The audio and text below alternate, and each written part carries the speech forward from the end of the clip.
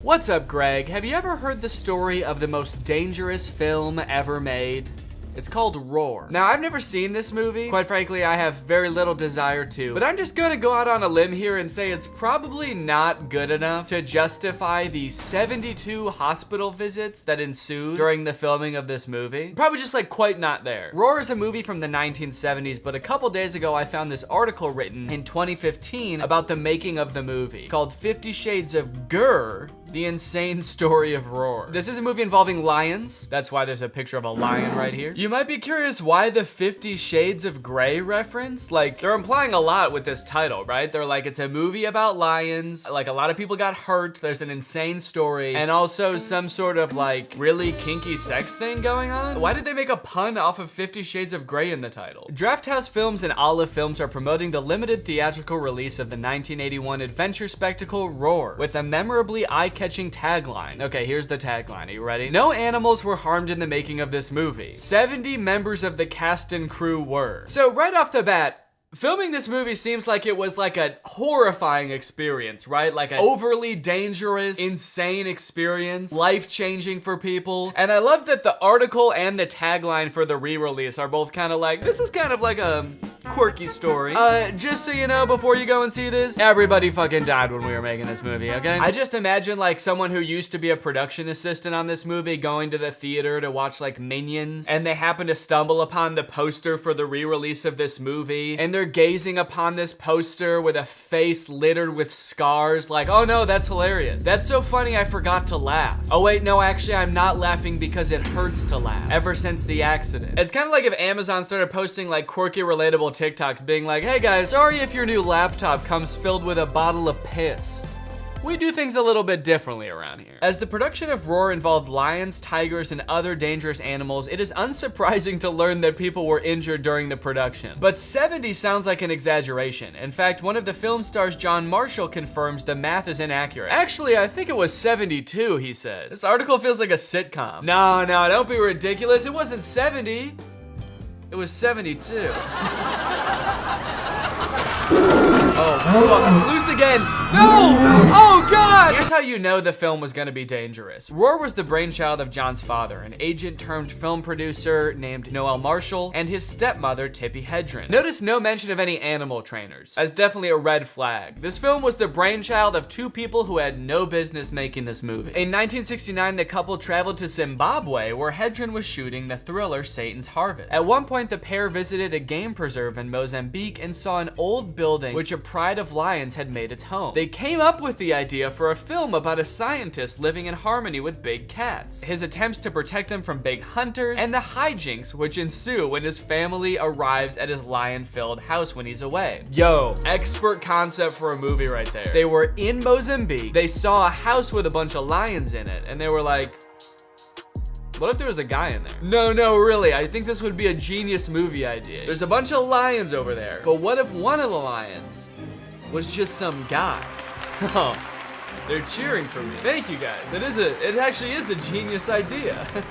Oh, no, fuck, not again, no! So with this expert concept, they decided, you know what, this is so good, we have to risk untold amounts of human life to make this happen. Marshall and Hedren decided the film would be set in Africa, but shot in California, and in 1971 started to raise lion cubs at their 3-bedroom house in Sherman Oaks. A lot of red flags there as well. Of course, having lions in your house, not good. The fact that it goes on to mention they were also raising children at the time, even worse. The fact that the article uses the term raising the lion cubs instead of like, I don't know, training the lion cubs is definitely not a good sign. Like, these are wild animals. You can't just raise them like a kid. So I guess they like started planning this movie way ahead of filming it. They bought like baby lions and then raised them up until they were adults. This is like that movie Boyhood, but instead of if the boy grew up to be a man, he grew up to be an apex predator hungry for human flesh. If in the third act of the movie, the boy just grows like a row of razor sharp teeth and a taste for human blood, the couple believed that raising both the big cats and their own offspring under the same roof would minimize the risk of cast members being attacked when shooting began on the film. This makes it sound like they were like, okay, we'll have plenty of time to make sure they're not attacking people by the time the film shoot starts happening, because they'll get it all out of their system when we're raising them with our children. By the time we get to the film shoot, they're gonna be so tired of attacking humans, dude, trust me. Marshall and Hedren cast themselves in the movie alongside 3 of their children, John's brother Jerry, and Hedren's daughter Melanie Griffith, the future star of Working Girl, and the future mother of 50 Shades of Grey actress Dakota Johnson. That's the 50 Shades of Grey tie-in?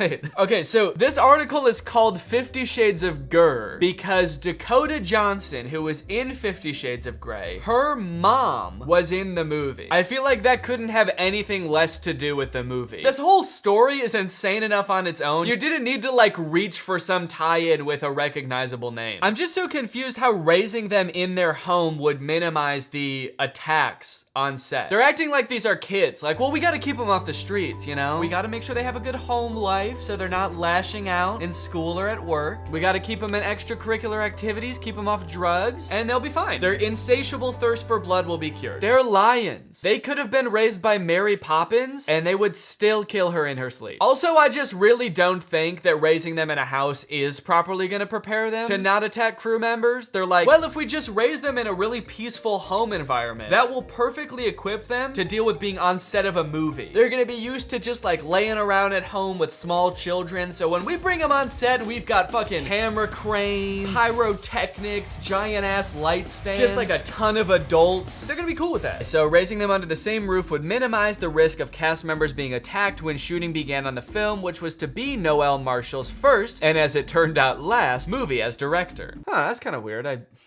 can't imagine why that would be. If this sounds absolutely insane to you, it does, then John Marshall is not about to disagree. In hindsight, I know how stupid it was to do this film. I am amazed no one died. That quote kind of makes it sound like they think they got away with something, like, phew, that was close. No, dude, 70 people were sent to the hospital. That wasn't a close one, it was one. He's like, oh shoot, that could have been really bad. Meanwhile, there's like 70 bodies writhing in pain on the ground behind him. Yeah, someone could have gotten seriously hurt. Someone did. Also, can we just appreciate how crazy Hollywood used to be? These are just like 2 people that were like, we're gonna make a movie. We're gonna direct it, and we're gonna star in it, and our kids are gonna star in it, and fuck it, we'll raise lions in our house while we're doing it too. Is this still possible? Is this still something you could do? Just get a friend together and just make a movie about lions? How much money did this cost? Los Angeles in the 1970s was an infamously crazy place. It sounds like it did. But it wasn't crazy enough that people could keep a pride of lions in a residential neighborhood. It sounds like it was. After an animal control officer gave Marshall 24 hours to de-big cat his house, he bought property in Santa Clarita for the lions, and the jaw-dropping array of other wild animals with which he intended to populate his movie. Okay, here's a quote from their kid, John. I was about 15 when I said, why do we have tigers? Because tigers aren't in Africa, where the movie takes place. I was the voice of reason. I would say, why do we have mountain lions? Those are from North America. Everyone would go, that's a stupid question. Okay, I love that the only person asking any questions is their child who's 15. But even still though, I feel like he's not really seeing the big picture. Like, he's got the right start. He's asking questions, but his questions are like, wait a minute, this isn't scientifically accurate. Why do we have tigers when the movie takes place in Africa? When he should be asking, wait, why am I a child living in a house with a bunch of wild cats? Why am I growing up in a literal pride of lions? But Marshall discovered there were side benefits to keeping big cats, particularly when it came to meeting members of the opposite sex. Okay, I like where this is going. I had this tiger that I absolutely loved called Nicky. I would take him down to the local luncheon bar place, and girls would go, oh my god! Oh fuck! What the hell? What the fuck is wrong with you? Get that out of here! No, they would say, oh my god, can I play with your tiger? And I'd say, well, not right now, but if you give me your phone number. Okay, holy shit, dude, LA really did used to be a crazy place. They weren't kidding. I feel like they undersold it. They were like, LA's crazy, but not raise lions in your house crazy. Take a tiger to lunch crazy though? It kinda was. Yeah. They're like, look, you can be friends with tigers, you just can't live with them. That's where we draw the line. You can bring them out and about, but when you're done with him, do not bring him back in your house. You just gotta let that fool roam the streets, baby. Principal photography on Roar started on October 1st, 1976 at Santa Clarita. By this point, the animal cast numbered 132 lions, tigers, leopards, cougars, and jaguars, as well as a 10,000-pound bull elephant named Timbo. I kind of feel like it's not for the movie anymore. I feel like these people just have a problem. These people are hoarders, but instead of not throwing away like their Chipotle wrappers, they're not relinquishing their monkeys and lions. I feel like this is turning into a villain origin story. The city told him he can't have that many animals one time, and he was like, fuck it, you know what? Fine. I won't have 5 lions anymore. I'll have 130 wild animals on a compound. I swear to God, if the city tries to crack down on him one more time, he's gonna like lead his animal army to town hall and take the mayor hostage. The shoot was scheduled to last 6 months, but stretched to 3 years thanks partly to periodic shutdowns as Noel Marshall hustled to finance a budget which ultimately ballooned to $17 million. Okay, that would be $88 million today. Where did they get all of this money? That's what I want to know. It said that one of them was like an agent and the other one was an actor. Why have I never heard of either of them? At other times, shooting was halted so that the film's actors could recover from the multitude of injuries they received at the hands, well,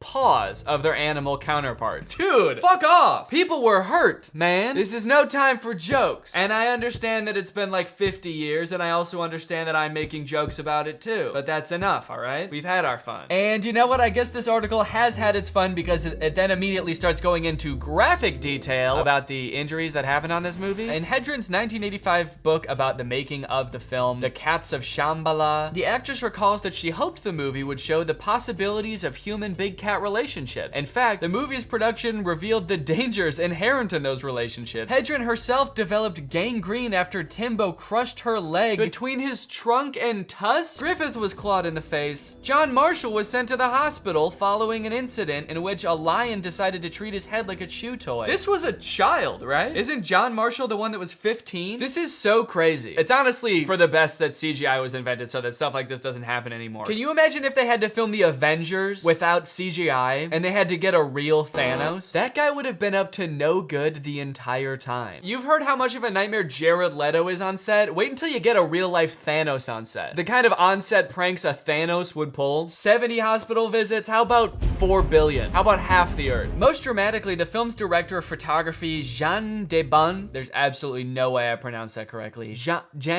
Jan Debon needed 120 stitches after being essentially scalped by a lioness. I got him on the way to the hospital and I went into the office and said, okay, we need to get a DP, says John, because I figured that DP was not coming back. I can't get over how like jovial they all sound. It literally sounds like a sitcom. Even every like first-hand account is like, you're gonna wanna see this. Well, I guess we're gonna need a new DP after that one. Lions, personally, I'm not a big fan. I just don't get what the big deal is. Uh-oh, there's one right behind me, isn't there? The stress of making the film terminally damaged the relationship between Hedra and Noel Marshall. The couple would divorce in 1982. No! Not Tippi Hedren and Noel Marshall! Another power couple bites the dust. Their power was destruction. Their power was immense destruction. I was rooting for them. Guess true love really doesn't exist.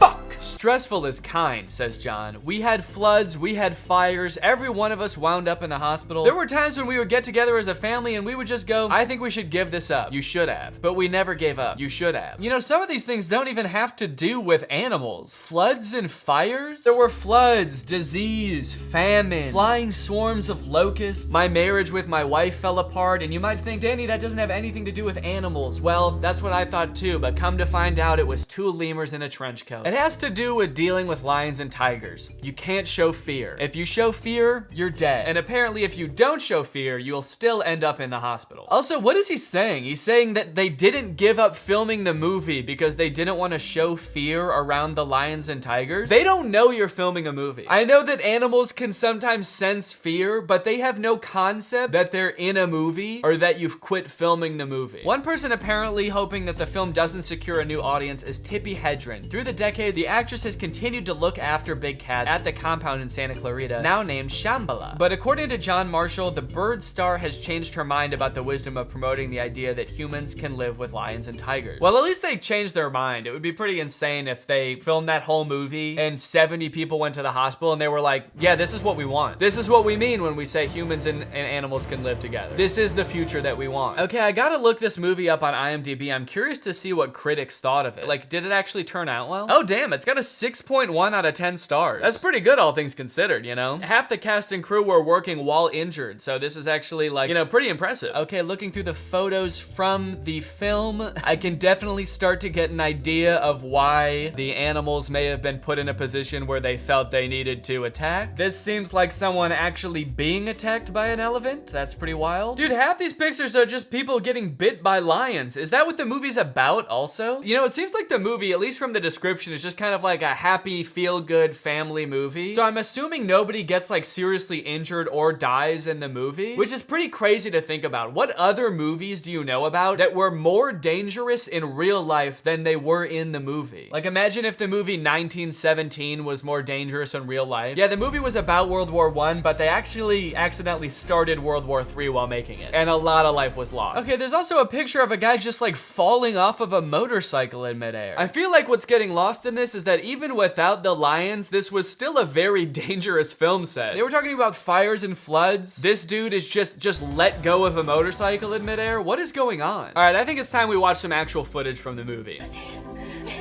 No!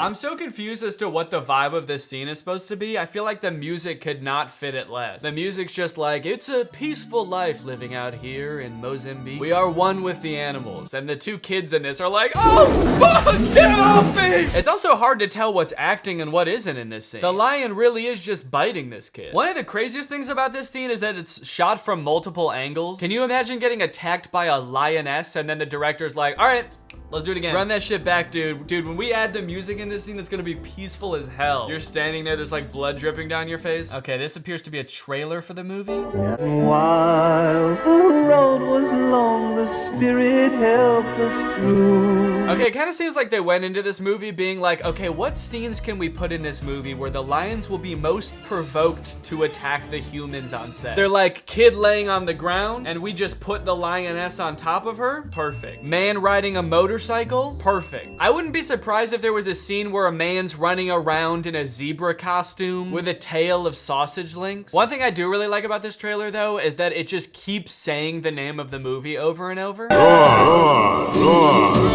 I'm seeing a movie.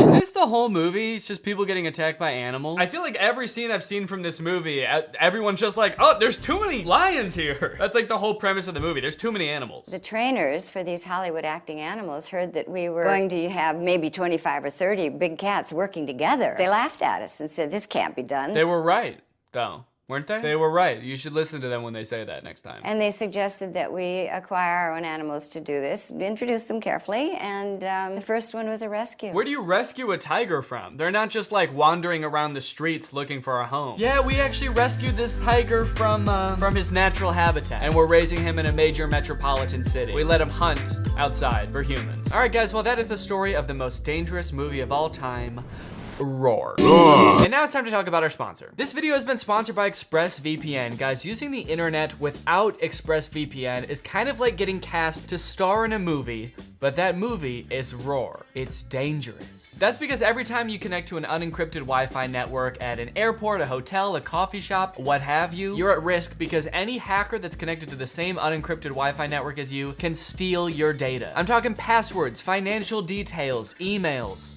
what have you. But ExpressVPN encrypts your data with best-in-class encryption. It would literally take a hacker with a supercomputer billions of years to crack. And no offense, but I don't think you're gonna live that long, so you should be safe. You can also use ExpressVPN to unblock content that's not available in your area. For example, the movie Back to the Future isn't available on Netflix in the US, but it is available on Netflix in Australia. So if you connect to ExpressVPN's Australia server, you can watch it. I use ExpressVPN every day. I've got it on my computer that is right in front of me right here. I've got it on my phone. I've got it on pretty much every device that can have ExpressVPN because I want that little extra peace of mind while I'm doing my things. ExpressVPN has the fastest speeds, 24/7 customer support. It's easy to use. You can start it up with just one click. So if you want to find out how you can get 3 months of ExpressVPN for free, then head on over to expressvpn.com/Danny Gonzalez. That's expressvpn.com/Danny Gonzalez. Thank you to ExpressVPN for sponsoring this video, and thank you to you guys for checking out ExpressVPN. All right, guys, thank you for watching. If you're new here and you're not subscribed yet, make sure you subscribe and turn on my notifications to join Greg. I'll see you guys in the next video. Bye-bye.